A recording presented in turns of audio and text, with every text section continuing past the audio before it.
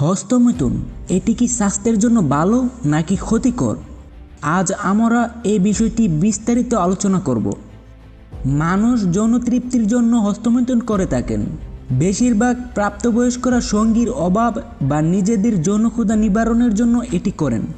এটি একটি সাধারণ বিষয়, কিন্তু সমাজে অনেক সময় এটি নিয়ে ভ্রান্ত ধারণা তৈরি হয়। বর্তমান সমাজে এটি আরও জনপ্রিয় হয়ে উঠেছে, কারণ এখনকার যুব সমাজ এই বিষয়টি নিয়ে খোলামেলা আলোচনা করে। তবে প্রশ্ন হলো, এটি স্বাস্থ্যকর নাকি ক্ষতিকর? হস্তমৈথুন হলো একটি হারাম কাজ যা ইসলামে নিষিদ্ধ, তাই এটি থেকে বিরত থাকা আমাদের অত্যন্ত জরুরি। চলুন এটার কিছু অপকারিতা নিয়ে আলোচনা করা যাক। এটি অতিরিক্ত হলে আসক্তি সৃষ্টি করতে পারে এবং ব্যক্তিগত জীবনে নেতিবাচক প্রভাব ফেলতে পারে। এটি সামাজিক জীবন থেকে দূরে সরিয়ে দিতে পারে, কারণ ব্যক্তি তার আসক্তির কারণে স্বাভাবিক সম্পর্ক থেকে বিচ্ছিন্ন হয়ে পড়েন।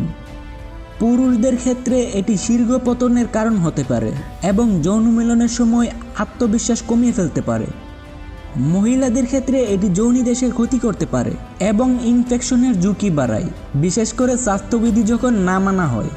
এটি অত্যাধিক হলে প্রজনন ক্ষমতায় প্রভাব ফেলতে পারে এবং যৌন জীবনে নেতিবাচক প্রভাব ফেলতে পারে।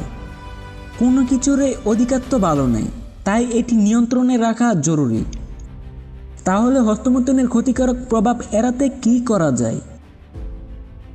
নিয়মিত ব্যায়াম করুন, যা মানসিক ও শারীরিকভাবে সুস্থ থাকতে সাহায্য করবে।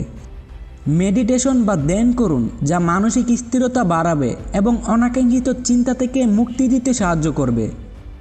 অশ্লীল কন্টেন্ট দেখা এড়িয়ে চলুন, কারণ এটি আসক্তির মাত্রা বাড়িয়ে দিতে পারে। স্বাস্থ্যকর জীবনযাপন করুন, টাটকা ফল, বাদাম এবং প্রোটিন সমৃদ্ধ খাবার খান। পর্যাপ্ত পরিমাণ পানি পান করুন এবং পর্যাপ্ত ঘুম নিশ্চিত করুন। মনে রাখবেন, স্বাস্থ্যকর জীবনযাত্রা মানসিক ও শারীরিক সুস্থতার জন্য অত্যন্ত গুরুত্বপূর্ণ।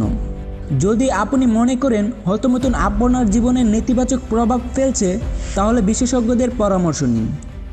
এই বিষয়ে আরও বিস্তারিত জানতে এবং সুস্থ জীবনযাপন সংক্রান্ত টিপস পেতে আমাদের চ্যানেলটি সাবস্ক্রাইব করুন। ভিডিওটি যদি ভালো লাগে তাহলে লাইক দিন, কমেন্ট করে আপনার মতামত জানান এবং আপনার বন্ধুদের সাথে এই ভিডিওটি শেয়ার করুন।